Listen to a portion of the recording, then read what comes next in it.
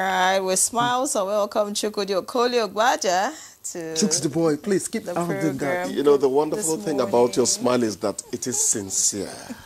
Some people just paste it there for appearances. Hello, Claire. Morning. Good morning. How you doing? Chooks the boy. Don't bamboozle me with your diastema. Please, let's just go to newspaper review. How are you doing? Very well. All right, let's see what the papers have, right? So let's lead with the leadership this morning. The lead story here says, All Progressives Congress sweeps council chair seats in Niger. And that's on page 8. And below that, Wike speaks as factions throw People's Democratic Party into disarray. That's on page 4. Some of the writers, governors responsible for party's ordeal, says Minister. Wike's camp takes over party headquarters. A Markande's group wants trustees to take charge. All right. Away from the drama in the PDP, above the masthead, we have doctor strike. I have been sent back. I can't afford private hospital. Patient laments. Not a good one. That's on page 7. Support Nigeria's democracy. Don't invade us. African Democratic Congress tells Trump. Details on page 48. Some other stories right here. After being declared wanted, Showore says he plans to meet Lagos Police Chief soon. That's on page 45. Steer clear of Anambra poll. Police want militants. Orders. Defection. We're proud of you, Tinubu tells Bayelsa governor. That's on page 4. And finally, certified true copy of judgment stopping PDP Ibadan convention. It's on pages 21 to 43 of the leadership today. All right, let's quickly see the blueprint. The blueprint, of course, leads with the drama in the PDP. It says factional PDP national chair assumes office. Iron-led group takes over. I'm ready to reconcile all aggrieved members, that's according to Abdul Rahman. Away from that, below the picture story, we have will welcome Nigeria. U.S. joint operation against terrorism, according to presidency. Okay. Genocide allegation, failure of U.S. intelligence. That's according to the National Orientation Agency. All right. Other stories. This one's from Kano. Troops kill 19 bandits, lose 2 soldiers in Gonjo. Navy reschedule 65 rear admirals in major shakeup. Details on page 6. Shetima, Iwada, APC governors receive jury into party. That's on page 6. Above the masthead, 15% import tax on petrol. Diesel will boost local refinery. All right, so that's about it. Finally, in the green strip at the bottom of the front page of the blueprint this morning, develop marine tourism corridor. The Itola task southwest states. All right, so I'm done. Claire. Okay, Daily Trust. I'll start off with Daily Trust, just a little below the nameplate. At 1,422 naira to $1, naira records highest gain in October. I like to start with positive stories this time around. And 19 bandits killed in Kano as border attacks escalate. And U.S. threat, that's the late story. What FG should do by diplomat. We have conveyed our position, House of Reps. I think, Chukwudi, there's been so much going on about this U.S. threat. You know, I mean, there should be a lot going on concerning it. Because when somebody says, I'll come into your country, whether you invite me or not, that is a slap in the face. That's what it means. It means I don't recognize you as a sovereign. I can come in anytime. It's not sweet.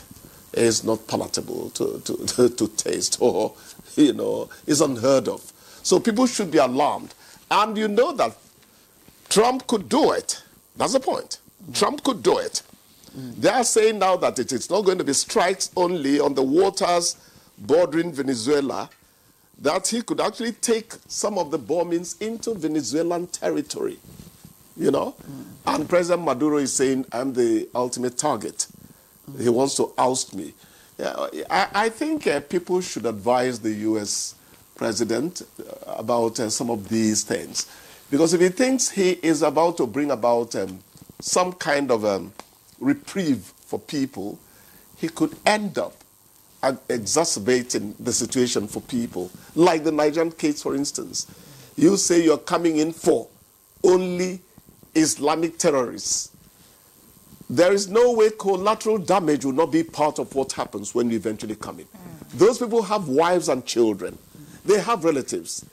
Why is it so difficult to fight insecurity in Nigeria? Some of the people in the security forces are kith and kin, relatives of the people who are doing this. Whether you like it or not, blood is blood. So it's not something you think you can go in and deal with easily. When people just come with superficial analysis of Nigerian situation, some of us say, I don't think it's that it's surface structure thing. There's a deep structure to it. You have to sit down and talk, reason out Nigeria before you can begin to make any inroad. Yes, there are 3 ways I like us to look at it. 3 ways. The first is legal process via international law by the UN Charter. As obeyed by who? By the... Just hold on, Chukudi. No. We are analyzing. Let's okay, not, fine. Yes. The UN Charter, of course, does not provide for express, attack on a sovereign nation, except approved by the Security Council. That is the proviso there. The second one is there's also a responsibility to protect. I'm trying to get the pillar. I think it's pillar 3. Just a moment. The responsibility you're to reading protect. out things that are on paper. Hold on. They are international law. Hold on. I know. Just hold on, Chukudi. Just hold on. You respond. I'm just bringing out, certain things.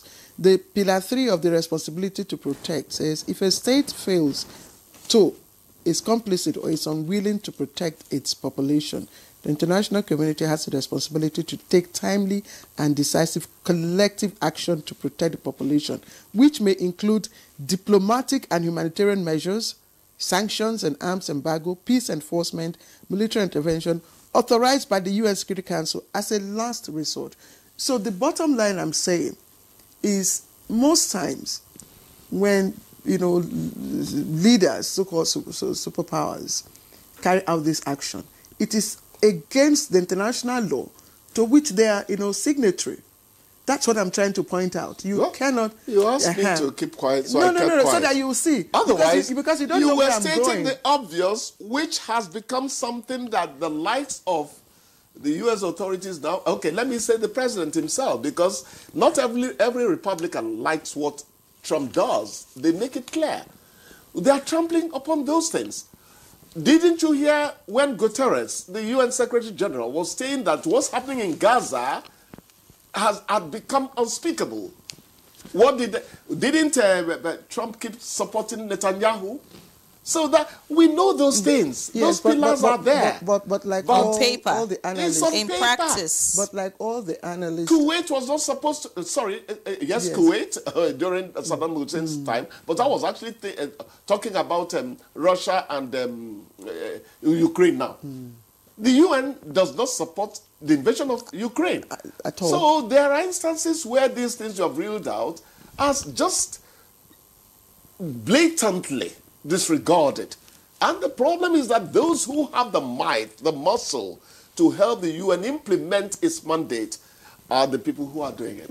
Exactly what I was trying to point out. That's those who crafted this international law are also the ones, breaking it.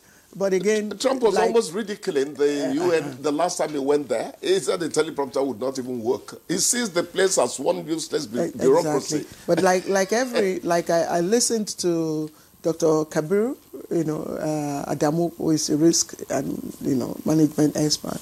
You say it's a call, for both nations to come together to look at it.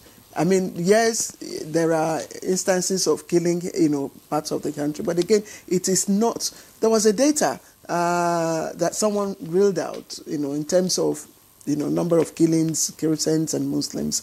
And you discover that, even the number of Muslims that have been killed, over time, surpass the number of Christians. But regardless of which faith people died. So human life matters. Is sacred. Exactly. You must treat it with all sacredness or sanctity. Because man, as one religion says, is a spark of God.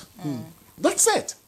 You must do everything to respect the sanctity, that's the word really, of human life. Yeah, well said. We hope that the Nigerian government and, of course, the U.S. would reach an agreement on that. But the producer says it's time up. But talking about life, doctor strike is on.